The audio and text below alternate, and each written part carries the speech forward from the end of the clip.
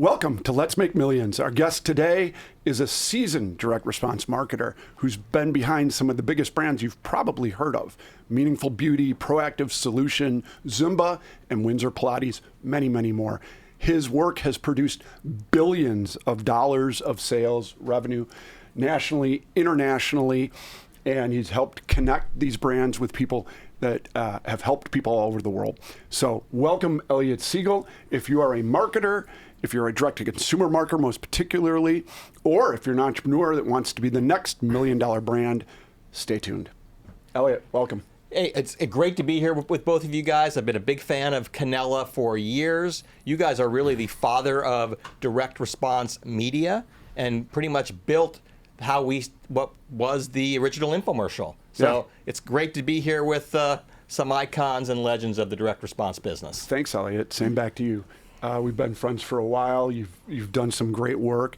Why don't you give us a little bit of how you got into direct response? I mean, nobody goes to college for direct response advertising. We kind of all cut our teeth somehow, somewhere. Right. And you tell your parents you're going into direct response, and then they wonder where they failed. Yeah. But unlike today, there's a lot of kids, solopreneurs. They're just jumping right into it. They come up with an idea and they get their commercials out, they get their creative out, and they start generating revenue. But when we grew up in this industry, it was way. fledgling. It was new. It was the Wild West, right? And so it really is a great industry. Everyone is having a direct engagement with the consumer now today, but back then it was new.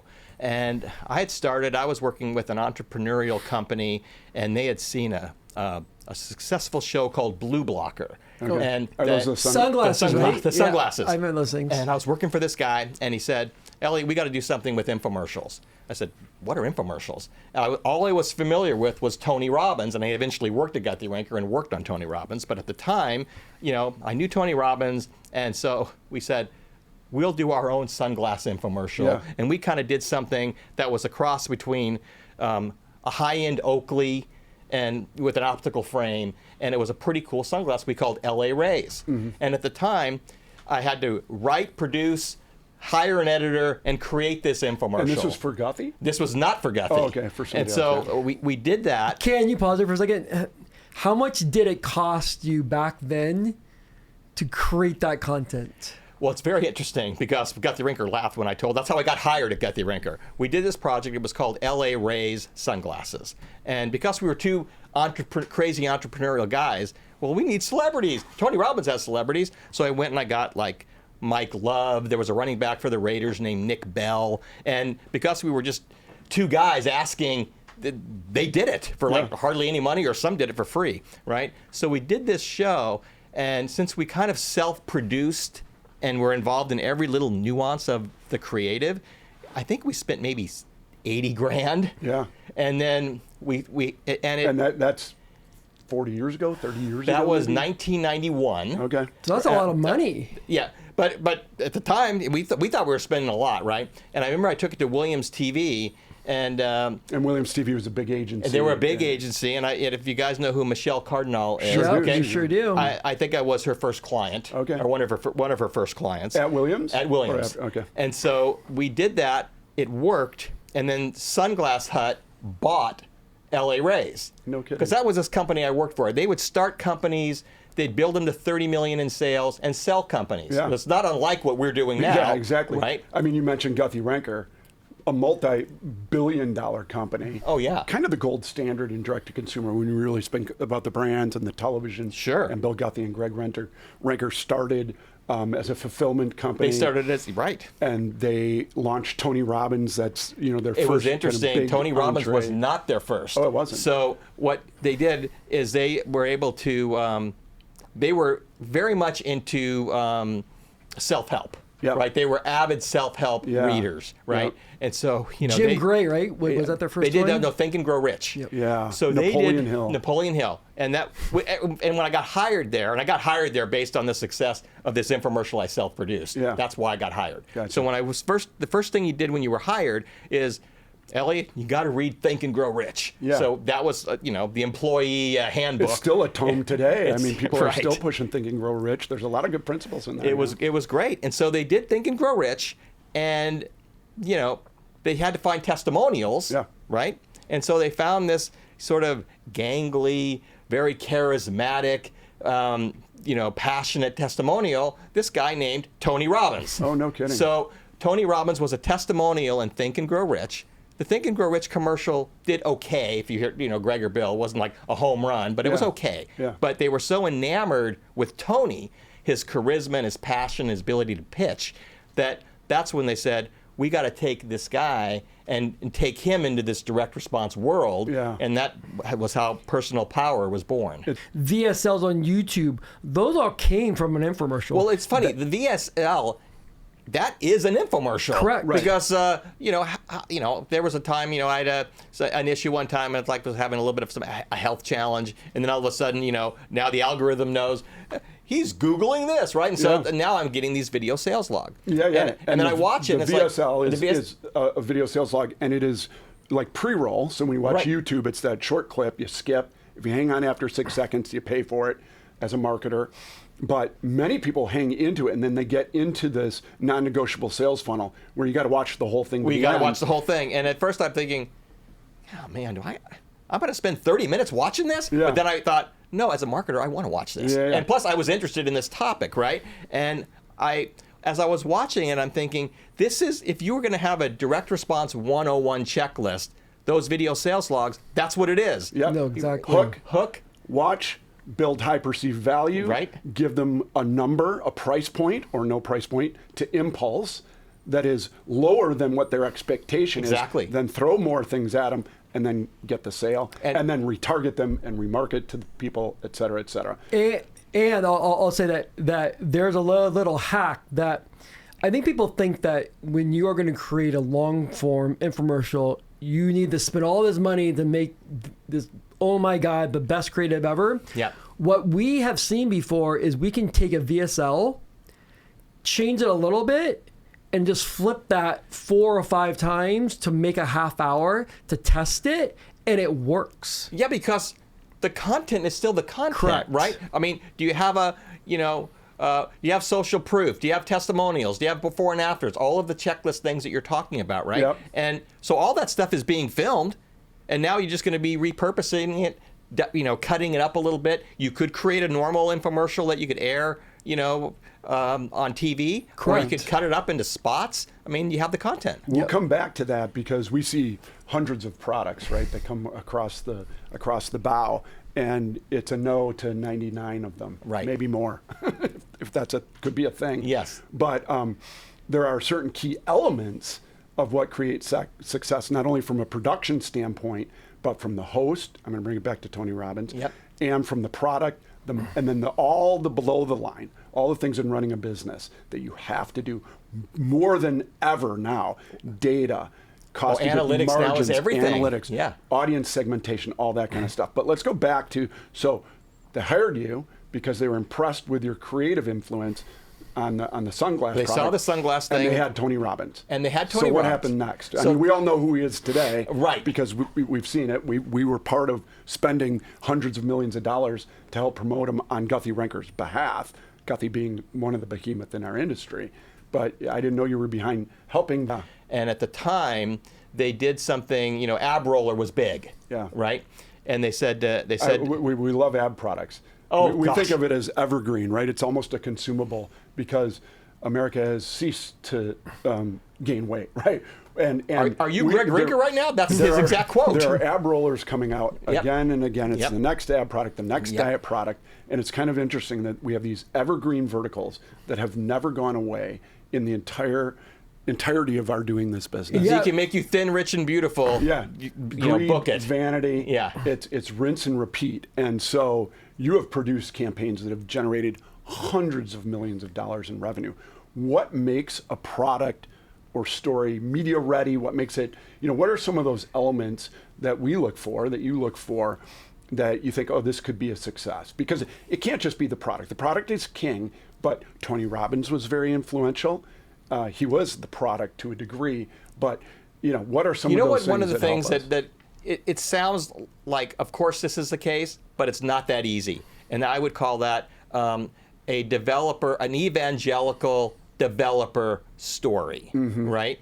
So, and proactive. What they call today the founder's story. The founder story, but it has to be delivered with passion, and you have to be able to really feel, their journey of bringing this product to light. Yeah. It's so true. It's so true. Like we did a show, Win Hair Care, right? Yeah. And we had Chaz Dean, and that guy was toiling in his garden. He had worked for Vidal Sassoon, but he couldn't get them to try new things, Yeah. and so he was trying to come up with his own kind of cleansing conditioner shampoo, and he spent years developing this product, right? So when he was filmed, he could really tell that story in a compelling way. Yeah, he was passionate about his product. He knew it better than anybody else. Yep. And it brings so much credibility. It was right. all- It's yeah. not a third party saying buy this or this is good. It's saying I did this, and especially I did this because this was my problem. Here's the solution. And what was interesting is we had a huge success with that brand, and they came and said, you know what, we've got a celebrity stylist who was probably, you name the actress, this person was the style. I don't want to mention his name, Yeah. but and let's do a product with him. Mm-hmm. But he didn't develop this product.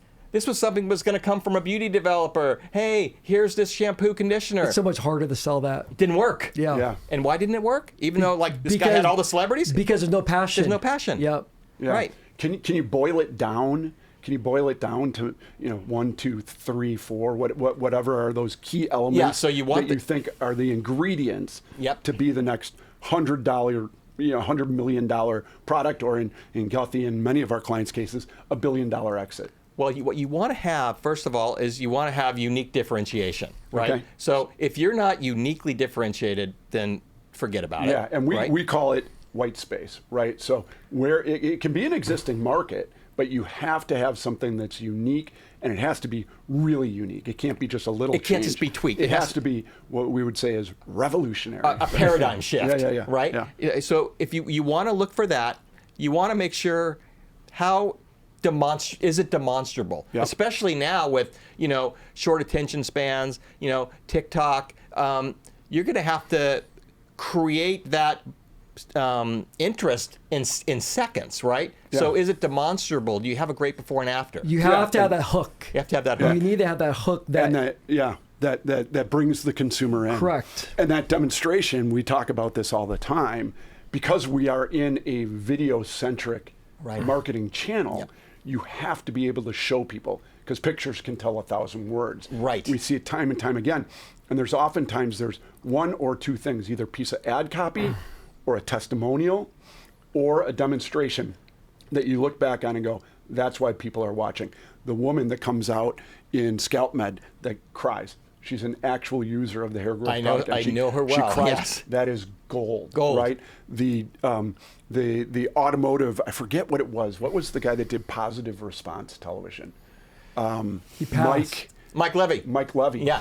He was essentially a celebrity in his own right, because he had like a talk show. Right. And he came out, and I remember, I'll never forget, he had two products. One was an ad product, the other was an automotive protective, wipe on. The wipe on and the car wax products. And he lit it on fire. And lit it on fire. And he lit it on fire, and then with the ad product, he had an elephant come out and step on the guy's abs. Right. And those are the things that because we are in such a fragmented media space then, and even more so now, you have to stop the people from watching other things. Your competition is all the other content out there. That's why it's how can you come up with a really compelling demo? And Yeah. you just described a couple right there, right? Yeah. And if you can do that, then you can do that in a few seconds that, would take 10 pages of ad copy. Yeah, So, that is, how demonstrable is it? How creative can you get? Mm-hmm. And I know I'm proactive.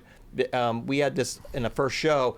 It was a woman that was that had bad acne. She was pregnant, and she was talking about how it was painful for her to look at her newborn child because of her acne. Yeah, right? yeah. And then when she was able to clear up, she's holding the child cheek to cheek. It was tears, right? Yeah. And it was real. Yeah. That's the other thing. You have to be 100% authentic. Yeah. Nothing can be faux at all. Film doesn't lie. Doesn't lie. And consumers know, yeah. So we call that, which we learned from someone on the Guth Ranker team. We say that is the benefit of the benefit. So Right. you're showing like you're going to get better skin, but it's going to improve your life overall because you have more confidence, you're happier. So it's the benefit of the benefit. I love that saying. You know, it really is. We just did this. We shot a commercial, and it's not only is it going to do this for you, and in this case, it was, I think, alleviating, you know, muscle tension Right. or pain or whatever. But because of that, now you get to walk on the beach with your grandkids. Right, because it's the benefit of the benefit is perfect because now it's really about the bigger picture of things, Yeah. right? And what you can actually do with your family or Yeah, and, you know, and it does something I think that is very important to impulse and to buying into a story. We'll get into that in a little bit, but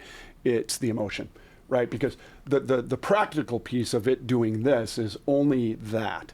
But the emotional draw to it is like, oh, I see myself as that testimonial. I see myself walking on the beach, right? I see myself going on a date because of my clear skin. That's what made an infomercial work. Yeah. Because before you might, you know, traditional advertising, you know, or traditional TV advertising at the time, okay, feature benefit, you know, checking it off, but you got to feel something. Yeah, and so yeah. what the infomercial did back then and what we're doing now and all these other platforms is you're bringing the emotion. You have to lead with emotionally connect first, and then the logic stream can get them to a buying decision. But Yeah. you've got to first connect emotionally. We often talk about hope. Can it bring hope? Because we sell hope, right? I hope to be able to make the meal quicker for my family. I hope I could lose weight. I hope I could look like that. I hope I can have a date or a husband. And loop it back to Tony Robbins. He was selling a lot of hope. He still sells a lot of hope. Yep. He puts people on the right path. He does. So the elements that we're talking about were embodied in that product that you were somewhat involved with before you got onto sure, these other yeah. products we'll talk about. But Tony Robbins had charisma. He could sell. He believed in the product. And when he brought in a testimonial, they weren't paid shills. They were people that were authentically Yeah. transformed by his practice. We often use the ad copy in commercials and creatives and social media. Real people, real results. Right. Right? And that tells the story right there. This isn't somebody we paid to sell Crest toothpaste and hope it moves off the shelf. This is somebody that has used the product, it's been vetted, and you can be that, and you can have those results too. You know what was interesting with proactive, when you talked about celebrities earlier, and to go on your topic right here, is, you know, when we used Jessica Simpson, right? And, you know, she was on a reality show, Yeah. it's a recognizable gal, but she showed the pain of her acne, and you saw her acne transformation. Now imagine going to a celebrity and say, we're going to put you in this show, and we're going to show you a not your most positive light, Yeah. and you're going to go through this journey. She did that, and that pretty much put proactive on the map. Yeah, and then you guys did the same thing with Justin Bieber as well. And we did the same thing with we had Justin Bieber, we had Puffy. we had P. Diddy, we had Adam Levine, we had Katy Perry. Everyone. But, you know, the ones that worked were the people, sometimes the talent people would come to us and say, we've got this person, because they saw that when their celebrity was being vulnerable, they were actually being able to connect more to their audience because they're showing their real self. They're not. It's a win-win. It's a win-win. And then you get a real, live, walking billboard for your product that covers even more media, you know, that earned media, that PR that you don't have to pay for when we place the media. And you know, we also had the flip side of that. Sometimes there was a celebrity that said they used proactive, right? But they didn't have a before and after picture.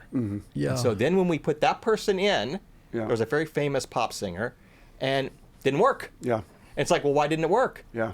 It's because you don't want people to think someone's a paid shill. Yeah. Right? Right. And when they show their before and after, they know that this is real. Yeah, so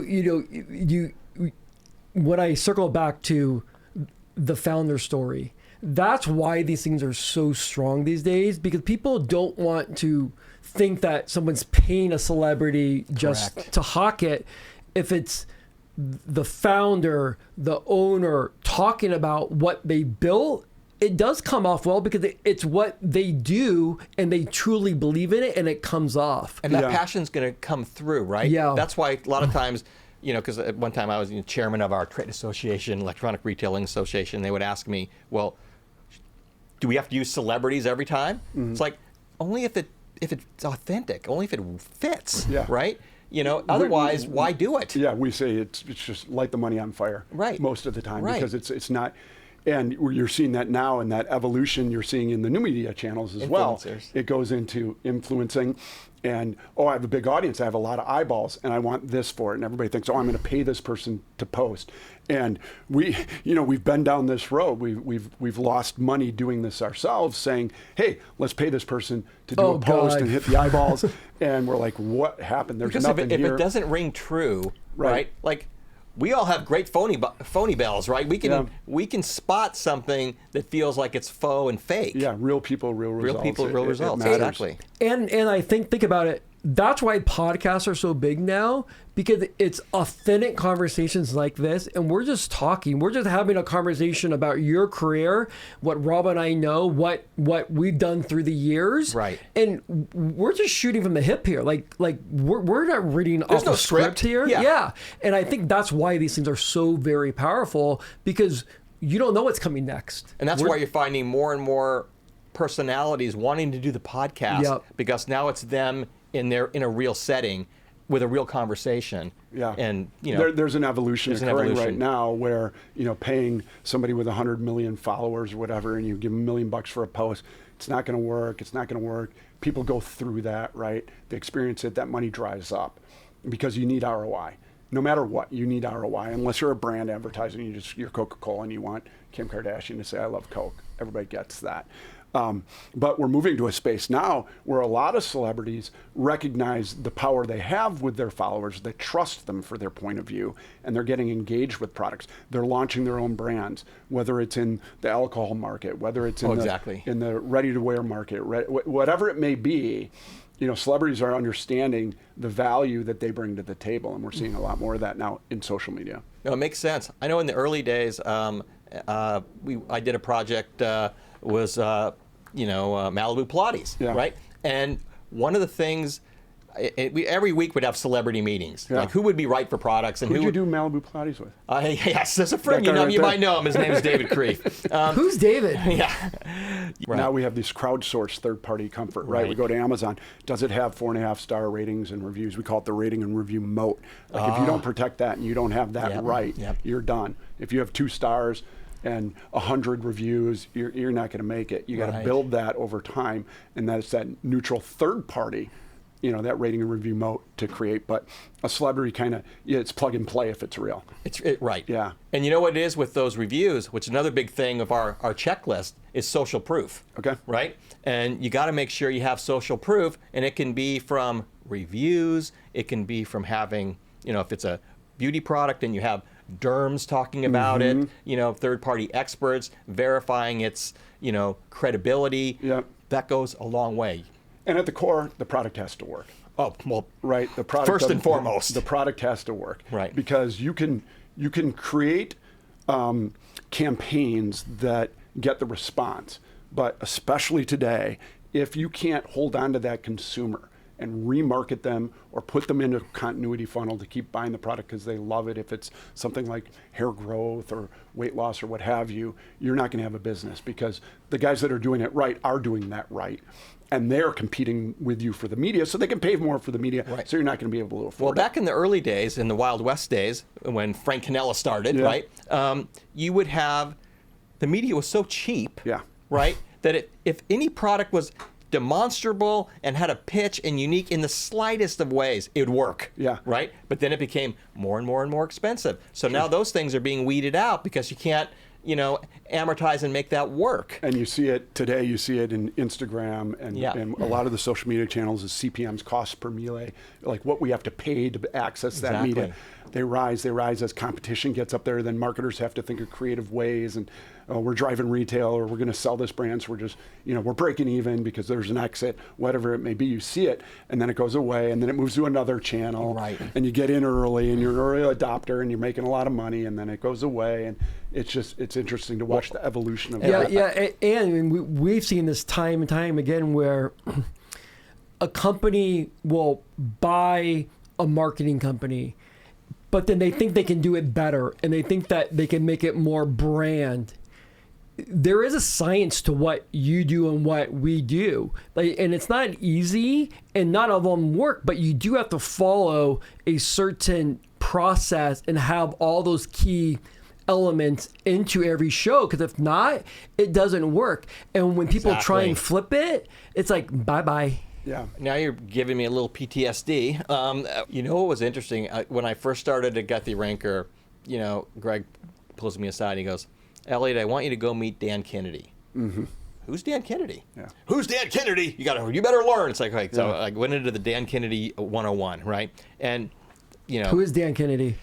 Oh my gosh, this guy was the father of direct response copywriting. Yeah. Copywriting. People would actually pay a ton of money to have him give them his insights on how you might be able to craft a better headline. How are you going to lead people through the sales funnel? This guy was masterful, right? And when I first met him in Phoenix, he's like, here's what we did with the National Enquirer: double truck ads, single spaced, maybe a few photos. And I'm thinking, Dan, this doesn't work. I got raked over the shoulders for that. Elliot, this does work, and he walked me through. And don't deviate from it. I got the same lesson from Frank Canella. I was like, and he's like, read David Ogilvy, Ogilvy. Yes. Because you will see the elements that carry through for all the successful advertising, and that's why those guys are icons, right? Kennedy's an icon, Ogilvy's an icon, Guthy's an icon. You're an icon.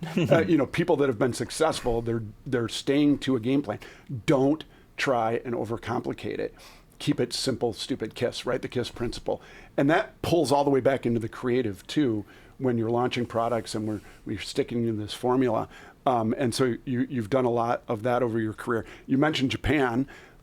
We are pretty much U.S. centric, but you have experience in taking brands outside of the U.S. Why don't you talk a little bit about that? Oh yeah, so I was brought in to kind of lead the international creative in the latter stages when I was there in 2013 to 2020. And so markets were Japan, and then there was something in Japan called KOSA, which is kind of, it reviews your shows, right? And you could not show on the terrestrial media, which is what reaches the most of the country in Japan. Cable, you could still do what we did here, but that only reached maybe 20% of the country. You want to reach the whole country, you got to be on terrestrial. They won't allow before and afters. Okay. How do I sell proactive without before and afters? Yeah. Right? And so then we had to deviate and think, you still sell with emotion, right? And so then I would try to find people that had emotional stories, that could tell the emotional stories. Yeah. And that's how we made it work. Work around it. We had to work around it. Were you able to air longer content then as well? Oh yeah, we would air the 30-minute infomercial, and spots, short form, and that sort of thing. And then I was there. Obviously, the internet was up, and we did a ton of stuff online. Yeah. But it was the #1 acne product there. I remember one time I showed a show to Greg. It was more of a short form, and it was the storytelling of without having a before and after. He's like, Elliot, how you failed me. I said, no, we can't do it here. You know? He goes, will never work. We tested it, home run in Japan, and it was like, you go to the baseball stadiums, and one of the baseball stadiums wanted to show the commercial on their jumbotron, and we got invited to go there. So, you were a superstar. So you had to be able to understand the market to realize we're going to have to make this change here, but we got to still keep the other elements in place. And that's why we test, and test. We are in a world of multivariate testing because we don't tell the consumer what they're going to do. We don't tell them what's going to sell. They tell us. Yes. And we wait for that feedback, and we say, oh, this hook worked, or we social proof test it in social media, and then we bring those elements into television creative, and we help them, educate each other, so to speak, and drive what we're going to do in one channel. Are you still finding your clients having the willingness to keep testing? Yeah. Oh, yeah. Absolutely. Yeah. And the ones that don't as much, they don't. There's, you get a hit and you forget about that because you're so busy juggling the balls. But you have to continue to, evolve into the next form of yourself to reach other audiences, more audiences, broader audiences, have SKUs that are aligned and correlated to the Right. core brand, Right. or you're just going to have a one-hit wonder, which can be fine, but I know we had that with Meaningful Beauty, right? Cindy Crawford, enormous success for Guthy-Rinker. yeah. Huge. When we first tested it, though, we were really playing up her, Parisian, supermodel, kind of vibe, which that's what she is. She's very famous, right? And it couldn't get over the hump. Yeah. And then after testing and testing, I think we might have tested it over 20 times, right? Yeah. And then we started to try to find a way to humanize her, put Softer. her with her mom, put her with her sisters, real conversations. She doesn't have to be up on a pedestal, Yep. at the Met Gala or something, Yeah. right? And then it worked. Yeah, and I think one of the things that we do all the time, and when I got into this business, what helped me education-wise the most is if you're seeing commercials or if you're seeing Instagram posts, whatever it is, that are popping up your feed and they're out for a long time, it's successful. Because we test, if it doesn't work, you're not going to have enough money to keep rolling it out Exactly. unless you're a Fortune 500 company and just want to spend $500 million at it. But when you do that, what you'll see is, you're going to start to get and understand why some of those commercials are so successful. And in Meaningful Beauty's case, I know now, I've just watched it recently again because there's some elements there that are just wonderful. Yeah. One of them is they've taken Cindy actually into a room with people that use the product. Exactly. And she socialized with them. Very humanizing. Yes. Real people, real results with this neutral third party. Correct. The personality behind it. And the other piece they have is with the melon, the demonstration. Right. With the melon, right? It's the melon from France that has, and I don't know this, but whatever the chemicals are, whatever it is that's in the melon in France, that they derive some of the formulation And when you see from. the a side by regular side, melon, yeah. and one of them on the counter left for weeks, one of them just goes like this and deteriorates, and the other one stays fresh. So see how quick that demo is? Yeah. That works perfectly in today's, Yeah, another good one World. is Plexiderm. Plexiderm, exactly. you rub it under your eye, and because of the elements in there, I don't know if it's caffeine, whatever it is, it tightens it, gets rid of the bag right away. They have that wonderful, it's their Hero One. They have a commercial just showing that. Exactly. And it just goes boom, and one eye is better than the other. in No, a it was matter of another seconds. really good one.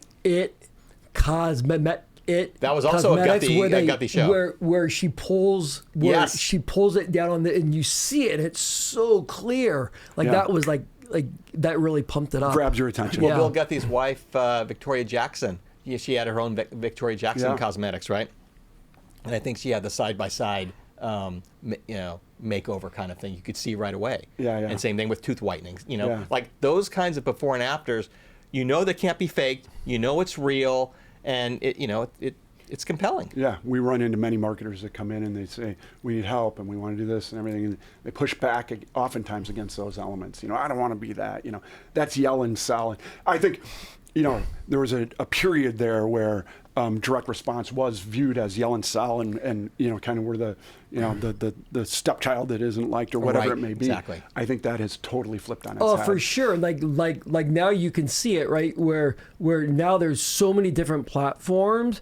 There's so much fragmentation that to be a marketer today, you need to know every element of it, because if you miss it, it won't work. Where you need to know how to retarget, you need to know how to buy Exactly. streaming, you Yes. need to do linear. Like it's omni-channel, but there's so much competition now because everyone does it. There's so many, think about almost every brand now has some direct to consumer element to it. It may be 100%. hard DTC, it may be brand, but for you to compete now, you need to make sure you're getting every dollar you possibly can to make it work. And you're going to have to make sure that consumer, your targeted consumer, is seeing it in multiple platforms. Yep. You can't only be in one place today, right? Yeah, right. So, you have to hit them in various ways. You got to keep your pulse on what's relevant today, Right. And think about what is that white space, what's that next product, next category, because it moves and it goes through cycles, just like anything. Butter's good for you, butter's bad for you, Right. whatever it may Exactly. be. And you're seeing it with protein now. Protein's in everything. Protein's And in nobody can get everything. enough protein. I gotta right? go to It's like Starbucks and get protein in now. 5 years, Yeah. I promise you, it's like too much protein. Right. It happens. So do you see anything emerging in any space that you think are maybe some of the next categories that might be, kind of this fertile ground for hits? Well, I mean, again, you go back to the things, the beauty category. If there's a new Yeah. breakthrough in beauty, something that's going to make you look younger. Obviously, we have weight loss is an evergreen Yep. category. So. But I also think AI is coming out, and we're going to have to be sensitive to how we can make that work for us. Yeah, right? yeah. So, And being careful of real people, real results. And be because careful about we real all people. know, I mean, there's going to be confusion. Is that real? Is it AI? Right now, most people can tell. Right. But there might be a line we cross where we can't really tell. And now what is it about? Is it a real person? That founder story is going to be more important. it's more important. I also think that sometimes, we love social media and everything, but sometimes that can also feel isolating. And so how can we get real people to be engaged with one another so you're not only online, Yeah. right? So there could be an opportunity to think, how can we connect people better? Maybe Yeah. there's some a white space Well, whatever there. category, we're kind of category agnostic, really, right? Right. It really is about those principles. Is it highly demonstrable? Can you get testimonials? Can you get good before and afters with the And demonstration? is it going to change my life for the better? Right. And then the below the line stuff, which we really don't need to get into, but you have to have margin, good cost of goods. I think back to Tony Robbins. My gosh, that would have been great to be selling a book. Well, the thing Right? is, you look today, people selling courses. That's why they do so well, because yep. they have zero cost of goods. It's intellectual property. And really, what you want to try to do, and that's where Guthy-Rinker they went, and they went to the billion-dollar stratosphere, was in continuity, right? Yeah. But continuity is a double-edged sword. The product better work, Right. or no one's going to be reordering it, right? So the Right. product's got to be king, and then you have to give them enough of a, and it has to be priced right, so that you'll want to be on a recurring continuity. And you're right. It is one of the most difficult categories to be in. We've been in it.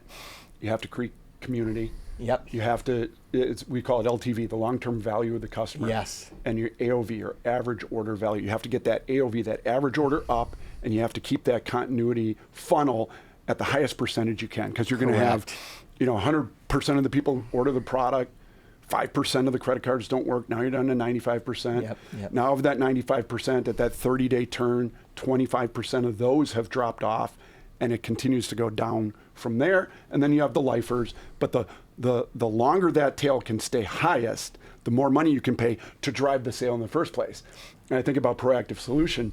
In the early days, I don't know the numbers. I do know the numbers. But you start at like a 3-to-1, a 4-to-1, Exactly. which means for every dollar you spend, you get 3 back. Correct. Right out of the box, right? Today, it's a fraction of that. You're waiting 6, 7, 8 months a year before you're even making a dollar. Right.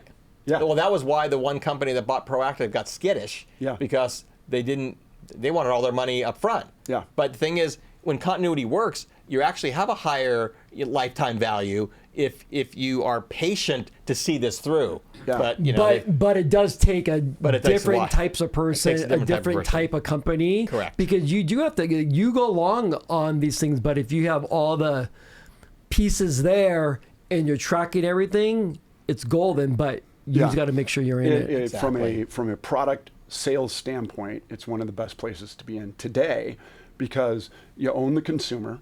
Yep. Right. So you have that direct relationship. And big brands are finding that's why they're sucking up all of the direct-to-consumer brands in their category that Exactly. start to make relevance. And they're like, we got to buy them. Why? Because that big brand oftentimes it just has a handful of customers, which are the retail big box and Amazon or what have you, Walmart, et cetera. But they don't know who the consumer is. And they have no way to get out of that unless they buy a database of people that and now are they have a attractive. community, a And then they have passionate community. Right. Yeah. And when you think about it, Guthy-Rinker controlled that space for a good 15 years. There was no one else doing skincare on TV to the level that they were. There wasn't Amazon like it is now. There wasn't what's the store my daughters always go to at the mall? Sephora? Yeah, Ulta, like all those things. Like they controlled it, and it was really the half hour pushed it all, Yeah. and they built these huge, mega brands all because of them infomercial. And you learned some good lessons, obviously, because you did a really good job in producing these and being part of them. Because I don't want to say that brand aesthetic is wrong. It's very important. You have to have brand continuity. You have to have a solid brand Bible. It has to Right. flow through everything that you do. Correct. And you can still shoot beautifully produced commercials and beautifully produced posts and reels and what have you, and still have true direct-to-consumer principles at the core. But without both both of them, you're not going to answer. You gotta stay with the principles. The principles of persuasion. There's a good book by Robert Cialdini, who was sort of the father of defining what type of persuasion works. Yeah. And the thing is, it still works. Do you have a campaign or any particular product that you're most proud of? Well, one of the things, and I know that's hard to one of our segment good out, friends, Andy Spivak, who's now at Bosley, right? I think you guys are working with him. I'm going to dinner with him tonight. Great, he's a good guy. Make him buy, by the way. That's not happening. But at the time we were asked, the word Pilates just became became available. Like it had been, you couldn't use that name, and it was not in the public domain. Then it was, right? And Greg was watching that very carefully. He goes, "Go get me a Pilates infomercial." But then we were told, yoga doesn't work. It's too mind body. It's too ethereal, right? And so Andy was a product guy. I was a creative marketing guy. And so we go out and think, well, everything we've seen with Pilates, you have long, lean, beautiful dancers, right? Dancer body. Why can't we sell body transformation? And then we found Mari Windsor, and we created Windsor Pilates. And I bought a lot of media for that show. Yep. And so it was so funny because before that show tested, I mean, Greg loved it, but there was still this concern that, is this going to feel yoga-like? Well, our show was not yoga-like at all. It was before and afters and all that kind of stuff. We had Daisy Fuentes. It was a good show, but they were concerned, right? And then they remember they told us, you guys did a great job on this. This is probably not going to work, but I just want to applaud you guys for your effort. On Friday, test is on the weekend. Home run, and then How good we does that knew it was feel? going to work. It's like, come on, guys, what the heck? Yeah, it's funny. We talk about sometimes like you spend so much time creating the brand aesthetic for the product, and there's so much struggle in that because creative. We all get our feelings hurt easily when our idea is shunned by others. Yes. But then once you spend $10 million, $50 million, $100 million, everybody's like, that's an incredible looking brand. Exactly. It was that. And it would have probably been true for the other 4 choices as well, because product's king. All the other things we talked about is king. So what's up next for Elliot Siegel? Well, now, I'm looking to, I've always been on a team that's created these commercials and helped launch these brands. And, maybe looking at things that I may develop for myself, maybe bring to a company like yourself or others and try to do something where I'm more a part of the part of that brand. Awesome. And also consulting. And there's real money in it. And there's real money, right? yeah. We've seen it.